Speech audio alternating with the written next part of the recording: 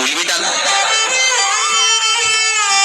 उसी तरह भगवान शंकर से निवेदन करने के लिए, हमारी ग्रह दशा सुधारने के लिए जल के पात्र में 2 अक्षत के दाने, अक्षत भी पूर्ण अक्षत, पूर्ण अक्षत, खंडित नहीं, पूर्ण अक्षत भगवान शंकर को समर्पित कर।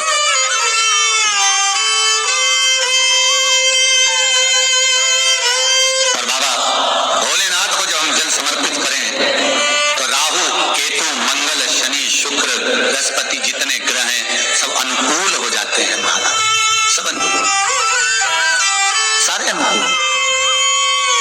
ये उसी के लिए जो बच्चा पढ़ने में कमजोर हो, जिसका विवेक काम नहीं कर रहा हो, जो बच्चे की बुद्धि विद्याध्ययन में नहीं रमती हो, लगती ही नहीं हो, महाराज तांबे के कलश में जल लीजिए, उस जल में अक्षत के 7 दाने डाल लीजिए। तांबे के कलश में जल हो, जल में अक्षत के 7 दाने, ये जो 7 दाने अक्षत के आप डालेंगे, जो बच्चा पढ़ने में कमजोर हो, विद्या में कमजोर हो, या बुद्धि या विवेक से कमजोर हो, मैं उनके लिए भी कहूंगा जिनकी बुद्धि ही काम नहीं करती, जो मानसिक विकलांगता के प्रति, या कई लोगों से मैं निवेदन करूंगा कि मान लो आज आपका मन शांत नहीं है, आज आपकी बुद्धि शांत नहीं है, आज आपका चित्त शांत नहीं है, आज आपका विवेक शांत नहीं है, बहुत क्रोध आ रहा है, चिड़चिड़ प्रवृत्ति हो रही, घर में अच्छा नहीं लग रहा, परिवार में बात कर रहे हो और मन शांत नहीं है, मैं उनके लिए भी कहूंगा कि जो भगवान के मंदिर जाते हो और मंदिर में जाकर उनको चित्त न लगता हो, भगवान के मंदिर में पहुंचकर उनको मूर्ति का दर्शन कर ठीक न लगता हो, वहां पर भी उनको श्रेष्ठता नहीं लगती, उनके लिए भी कहूंगा चावल के 7 दाने जल के पात्र में डाल लीजिए और मात्र 5 पुष्प सफेद जल के पात्र में डाल लीजिए। दुर्वा के 3 बट, एक लंबी सी, यहां तो अभी दुर्वा नहीं है, पर एक लंबी सी जो दुर्वा होती है, दुर्वा में 3 गांठ पड़े, लंबी डंडी होगी तो 3 गांठ अपने आप हो जाएगी, 3 बट वाली दुर्वा उस जल के अंदर डाल लीजिए और शंकर के मंदिर में जाकर उस जल को समर्पित कर दीजिए। जल समर्पित करना है, ये वाला जो जल चढ़ाएंगे आप शंकर को, जैसे शिवलिंग सामने है और जल का पात्र अपने हाथ में है, तो उल्टा जल चढ़ाएंगे, ऐसे आपकी ओर मुख करा हुआ कलश भगवान शिवलिंग पर आप चढ़ाएंगे, उल्टा के बाद इस तरह से, ऐसे नहीं चढ़ाना, उसको इस तरह से चढ़ाना।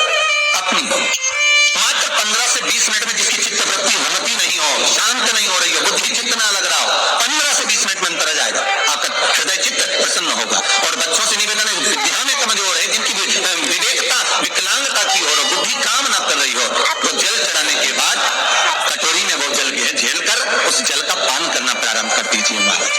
5 दिन 7 दिन पियो, आपको खुद आराम लगना प्रारंभ होगा।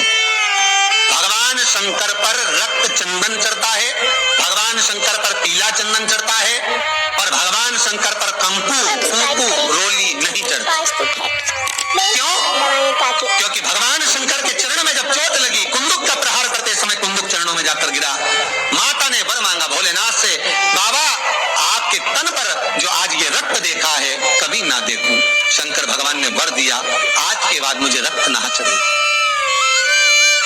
इसलिए कुंकु, रोली, शंकर भगवान का शिवलिंग जहां रखा रहता है, जो गोल भाग होता है, माता पार्वती जी का हस्तकमल चरण होते हैं, इस भाग पर आप कितनी भी रोली चढ़ाओ चल जाएगा, पर शिवलिंग पर कंकु, रोली, कुंकु नहीं चढ़ाना।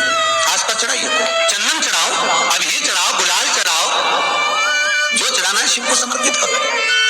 भगवान शिव कुंड के ईश्वर हो गए।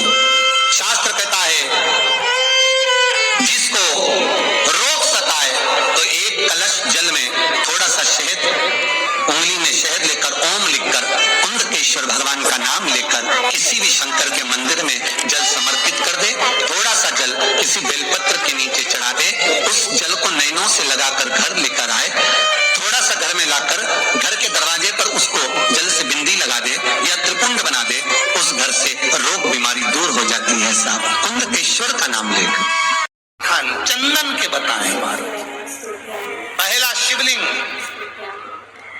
दूसरा जहां गणेश जी का स्थान है, मालूम है ना सबको, जम के बोलो जरा, मालूम है ना सबको, जहां गणेश जी का स्थान है वहां अलग से गणेश जी बैठे, वहां नहीं। शिवलिंग में जलाधारी के ठीक सामने राइट में गणेश, लेफ्ट में कार्तिकेय, बीच में अशोक सुंदर। चंदन बाबा के शिवलिंग पर, दूसरा गणेश जी पर चंदन की उंगली, तीसरा षडानंद कार्तिकेय पर चंदन की उंगली, चौथा अशोक सुंदरी पर चंदन की उंगली, पांचवा जलाधारी पर चंदन की उंगली, छठा जो शिवलिंग का जल बह रहा है इसके ठीक विपरीत की ओर चंदन की उंगली, और सातवां चंदन नंदी के मस्तक के ऊपर जो दो सींग लगे रहते हैं उस पर चंदन की उंगली। ये कब लगाई जाती है? या तो अमावस्या के दिन आपको लगता है कि हमारे पूर्वजों का उद्धार नहीं हुआ, हमारे पूर्वजों का कल्याण नहीं हुआ, कहीं अधोगति में कोई चला गया है, उसका बस एक बार, रोज नहीं जरूरत है, प्रतिदिन जरूरत ही नहीं, महीने में एक बार अगर अमावस्या के दिन भी आपने चंदन के थोड़ा सा चंदन अगर मेरे देवाधिदेव महादेव को 7 स्थान पर समर्पित किया है। अशोक यहाँ पर वर्णन कर रही है, मैना धन्य और कला की कथा कर रही है।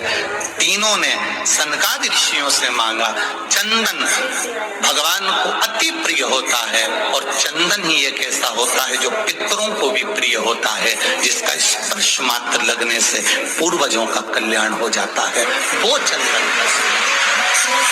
तो आप लोग जो पशुपति व्रत कर रहे हो या कोई भी उपास करते हो, कई लोग कहते हैं हमने करा नहीं हुआ, क्यों नहीं हुआ? उसमें हमारी गलतियों को हमें छाड़।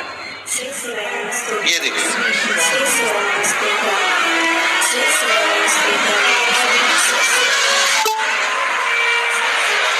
अब जैसे ये शिवलिंग रखा है, आपने जल चढ़ाया, अब जल आप यहां से चढ़ा रहे हो तो धीरे धीरे धीरे धीरे चढ़ाएं जिससे छींटे बाहर ना, यहां तक छींटे रहे ना, जलाधारी तक चलेगा, बाहर ना जाए। और एक बात का स्मरण रहे,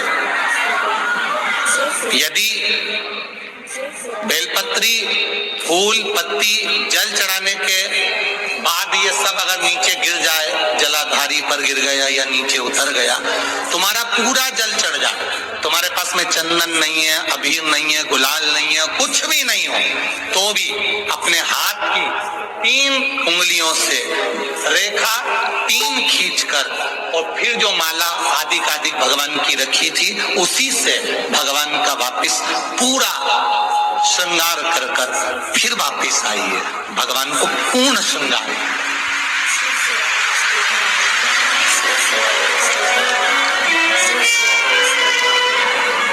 भगवान का पूर्ण श्रृंगार कर आइए। कई लोग जल चढ़ाने के बाद में भगवान का जो फूल पत्ती नीचे रखी रहती है, आप, हम ये नहीं कह रहे कि आप अपने घर से लेकर जाओ, आपके पास में कुछ नहीं, 1 लोटा जल चढ़ाओ, जल चढ़ाया, जो फूल पत्ती नीचे रखी हुई है उसी को उठाकर उसको रखकर उसी फूल से भगवान का खूब सुंदर भगवान का कर फिर आइए।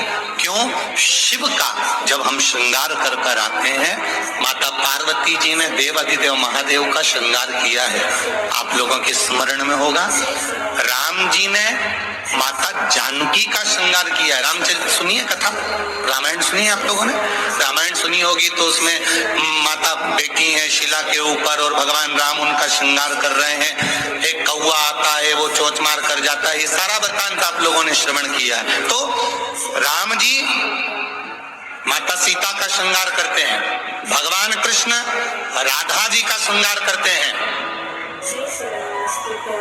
केवल एक देव अधिदेव महादेव की कथा ऐसी है जिसमें पार्वती जी शिव जी का श्रृंगार करती है। शिव का श्रृंगार किस लिए? क्यों? कहा जल चढ़ाने